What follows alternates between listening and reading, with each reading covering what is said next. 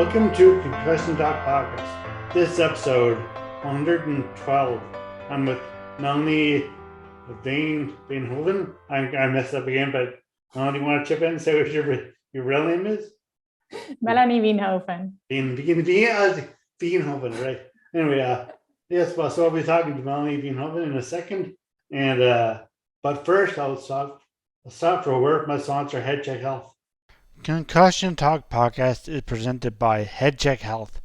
Head Check Health bridges the gaps in concussion care through simple, powerful technology. Join organizations like the Canadian Football League, Track Factory Racing, the Canadian Junior Hockey League, Eastern Washington University, and Volleyball Canada, who rely on Head Check Health to improve communication and optimize care. Visit headcheckhealth.com for more. Okay, now I want to say I knew I'd mess that name up. It's not a very complicated name, it's just pronunciation. Although there's not no English name to spell that way, I don't think. So, but anyway, we were talking before about you have your own podcast as well, but you started that because you had a very severe concussion yourself.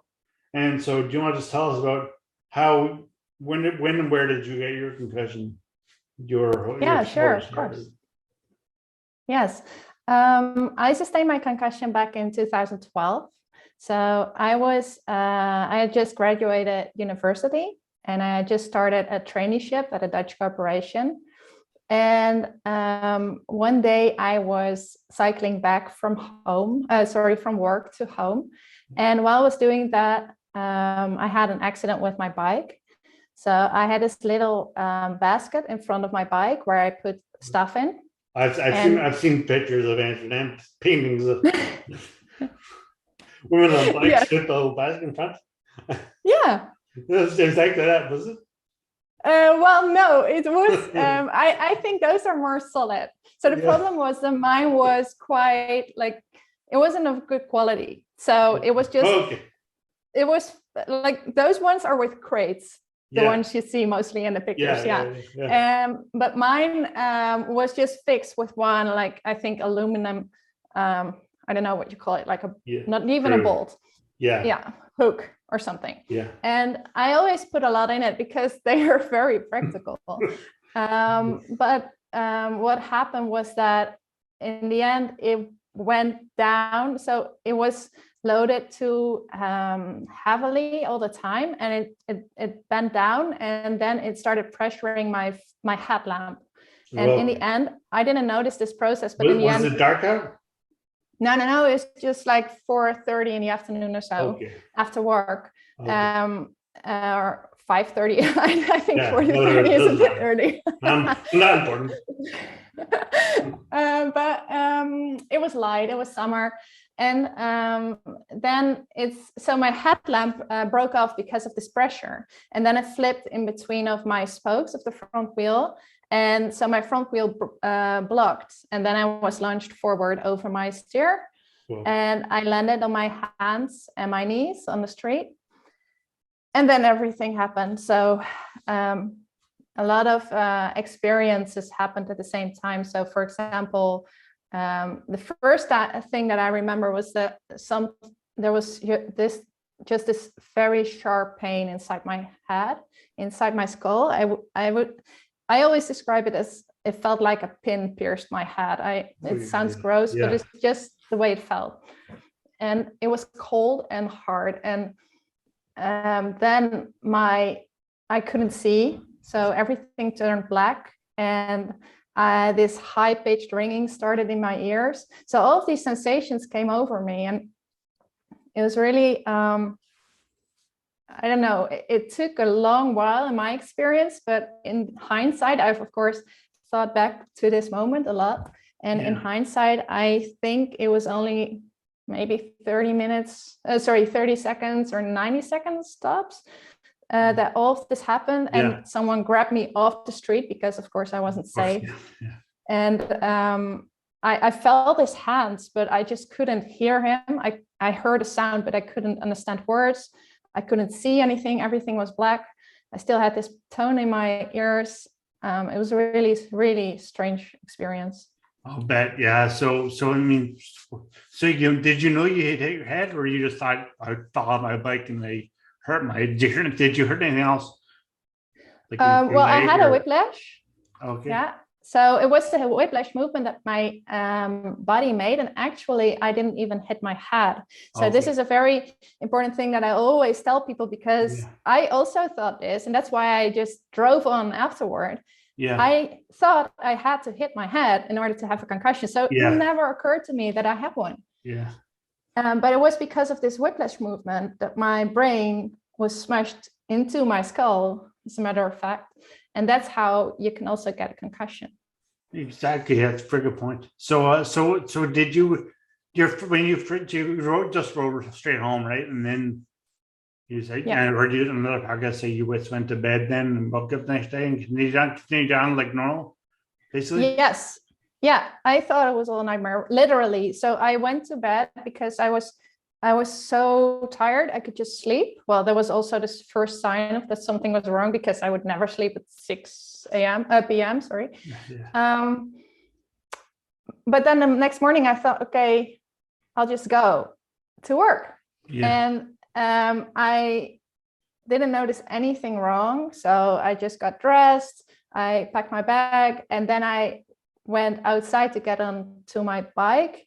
And that's when my body froze. So my body knew something was wrong, but I didn't know in my mind. So Yeah. I froze, and I was crying and I was panicking, and I was like, what's happening? Why is my body doing this? But it was just protecting me, because in fact, I think it registered the bike as danger in that moment. Yeah, right. So how long was it before you actually went from, say, work to hospital? Or did you go from home to hospital, or when did you actually see a doctor? Well, it was only 1.5 weeks later. That was when I noticed first that something was wrong. Yeah. It's strange, huh? Now I know it's not strange, but back then I thought it was strange. Yeah, definitely does feels weird. It's like you can't remember what you did, but you positively did yesterday or that morning. Yeah. And you're like, that's weird. Yeah. Yeah. No, it was just that in the days after, I was just laughing with colleagues, like I did something stupid again. I always do these things. So it was just like one of those things that I was being clumsy. But then in a week or so, after a week or so, I noticed things crumbling. So I couldn't concentrate. People were annoying me. I was never annoyed. I couldn't stand the noise in the office. I couldn't look at my screen. It was just too bright. Yeah. Even if I had it in dark mode, which wasn't dark mode back then, ancient times. Ancient times, 2014 or whatever it was, 2012. 2012, it was like widescreen, but darkest mode possible. So all of these things started to happen to me, and I didn't know what was wrong, but in the end, I couldn't do my work. And that was a trigger for me that I needed to go check with a doctor. Right. And what did they tell you when you went to see a doctor first time, 10 days after your injury? Yeah, it was my GP, and he said that I probably had a concussion from the fall. It was the only thing that we could relate it to. How long did it take you to get to realize that you got to do a back thing? What did you do? You're like, well, 10 days ago I fell off my bike, or did you get there by like saying, well, yesterday I went for a run or I did yoga or whatever, or I may have done something, but I don't know what. Yeah, that's a good question. I actually don't really remember, because that time, and especially the time after that, oftentimes I really didn't know what was happening to me. Everything went just too fast and too much. But I figured that he asked the right questions, so that I realized that that was the thing that went wrong. Right. Yeah. And but then I also checked my medical report. I also shared that with others later on. So in the medical report, it very clearly says diagnosis, concussion, advice, rest. Okay. And so he told me to rest and just cancel my work appointments, go home, and stay in bed and do nothing. And when sorry. No, sorry, go ahead. Keep that. I wanted to say, which wasn't the advice that people should generally listen to, that I should have listened to, but back then I didn't know better. And a lot of doctors also didn't know all of the things that would come out in research later on, of course. But that wasn't the best advice that I could have followed. So what were your symptoms? Your symptoms that you really noticed now are very difficult. Well, so many. Well, my initial symptoms mostly were concentration was number one. Yeah. So I had always been able to rely on my brain. It was my whole life. Everything I did was built on more. I could always study more. I could always work more. I could always just build everything around my brain, and I could do it. Yeah. And then it didn't work anymore. Yes. So that was a very clear symptom for me. And then also I had these episodes of dizziness / vertigo. I don't know exactly where it was in the spectrum, but I could just stand and I would have the feeling that I was falling over. So then I would fall over because I would grab for things. Yeah, right. And, I've had that. Yeah, that too. Well, I mean, my balance is I'm very unsteady, and I'm not very unsteady. But I'm very young. Well, I was very unsteady. I'm just unsteady, and but that was a long time ago. But I do find it around now, and I'll like walk around the corner or something like that. And I'll be walking on one leg, and all of a sudden I'll be like stop. I'll stop for no reason. I'll be like, but I don't feel very steady, and I kind of catch myself. Okay. Well, that's a good way of dealing with it, because it is actually dangerous if you don't feel steady. So one of the other things that I also had was that I had trouble finding words. So now again, I can speak and I can find my words, but back then you can find Dutch words, and it's not necessarily. And you can find English words as well as Dutch words. That's impressive. I don't know. Like I told you before, I don't know any Dutch. So I can find English words, but I just saw those anyway. But still can't find Dutch words. So. But you haven't learned. Your brain is able to do that. As you know. Yeah. No, that's unfair, because we grow up hearing English, of course. You never heard Dutch, probably. Yeah. Well, no? Or you have? I've heard it, but just I think I never lived in Amsterdam or Holland or the Netherlands, or if we want to call it. Where have you been? There. Sorry? Have you been? I never been there. No, I've been to Ireland, but never like mainland Europe. No, okay. So that's something that could be done later on in life. Definitely, they should get up to that. I mean, what's that mean? Nothing. So it was actually now gets COVID, it's happening, but in general. So he goes, "Sorry, you're saying you for finding words." Yeah, so that was also something that was really hard for me, because before I could always use my words to achieve things, and then I wasn't able to communicate well anymore. So this wasn't only a problem, for example, in work, but also in normal life, like arranging things that I needed in that moment, medical help, support from others, but also going to do groceries. Anything was a problem now, because I had this not inability, but this confusion. Yes. Yeah, communication confusion, I think. Yes. Yeah. And then also a side effect of that was that I lost confidence. Because of that. That's a big one. Yeah. When did you decide you need you check out you need to make a change? And how did your mind basically that leads to had your mindset change, or did your mindset change at all? And what else is here? But when did you realize? What did you realize you need to do? When did you realize you need to do something for yourself to help yourself? Something different than just going resting and that's it. That's a very good question. So I hear two questions, and the last one is the answer to that is very literal to me. So you said, when did I learn that I needed to help myself, right? Yeah, yeah, And that's, to me, that's when I learned that no one was going to do it for me. In the beginning, I was so passive about my recovery. yeah, And I've forgiven myself for that, because how could I know what I should have done?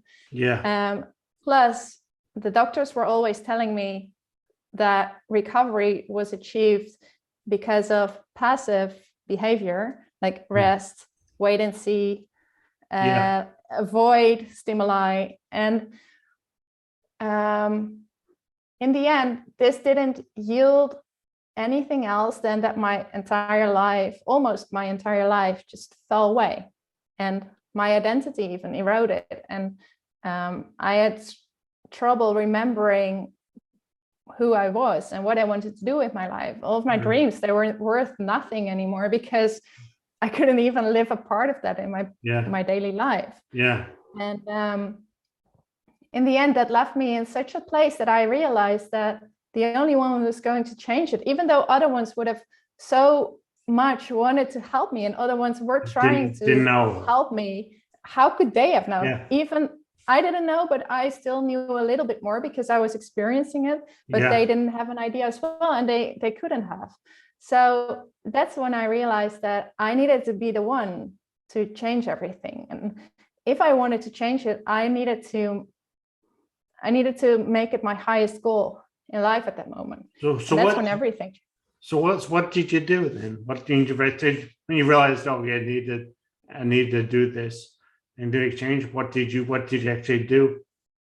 Yes. So the most important things that I realized, and they were based on everything that I did wrong in the beginning, is that instead of passive, I needed active recovery.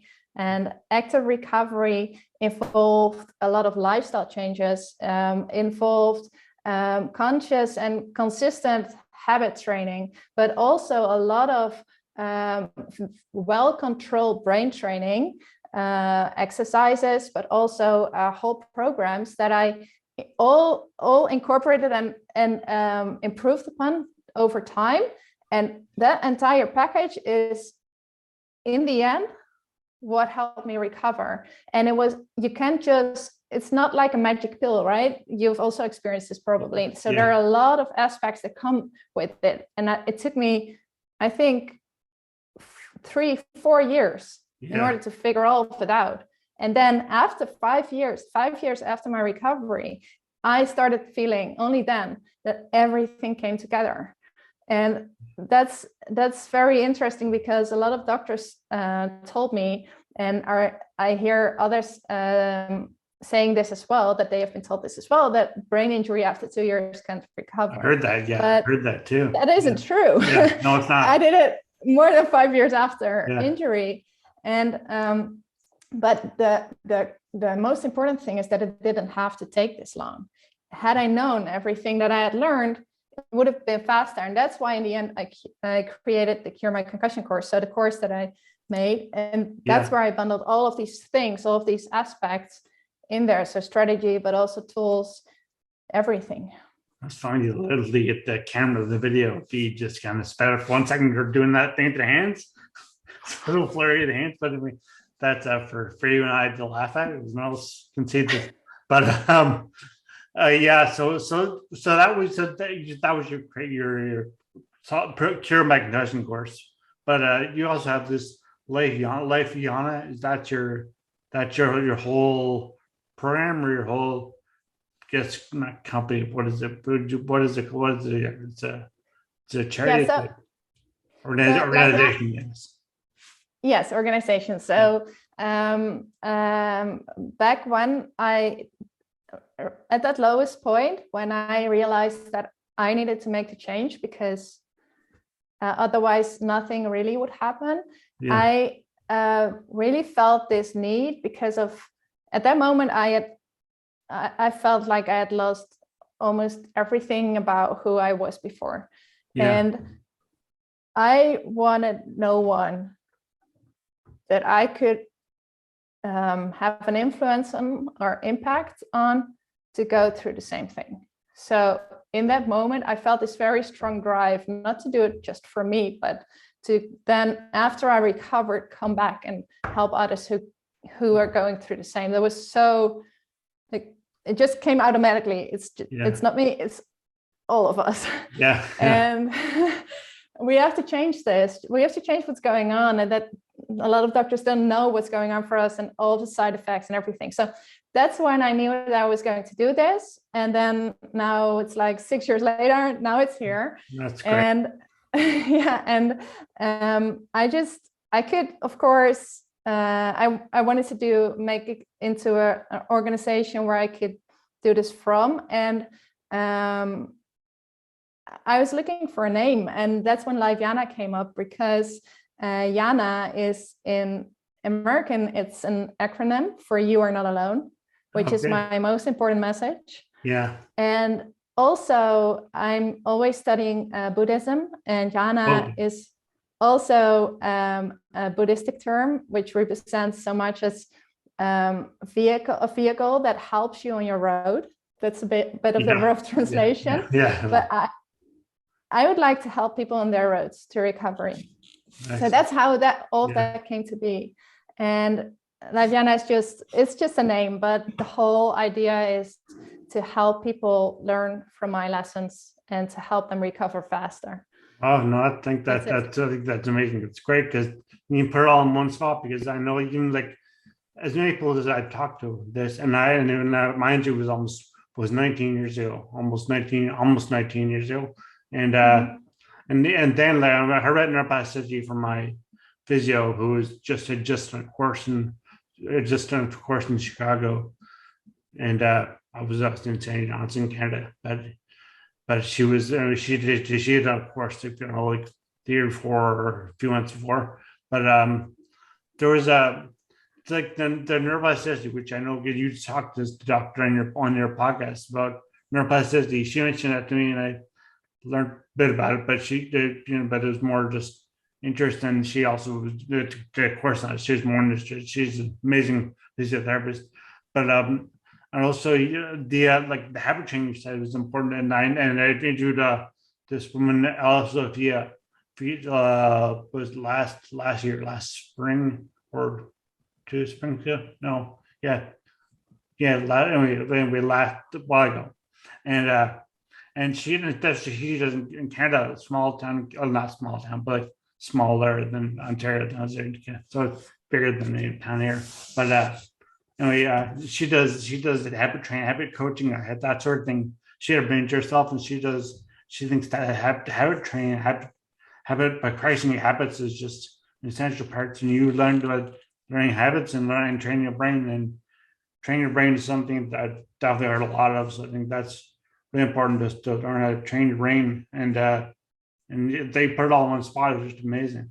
And but you also, to help you out with your mind, not necessarily your brain. You also do yoga and practice for study Buddhism. So when did you start with that aspect of it?